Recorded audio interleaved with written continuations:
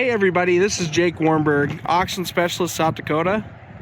I just wanted to take a little time to talk about this D8T Caterpillar dozer being sold by the city of Sioux Falls out of Sioux Falls, South Dakota.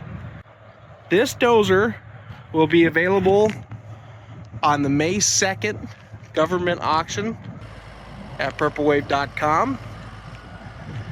It has a 154-inch semi-U blade with a single tilt cylinder, a C15 Cat A-Cert power package, and rear drawbar. This dozer was used in the landfill for the city of Sioux Falls and has been surplused as they are getting a newer model, and it is going to be offered on purplewave.com.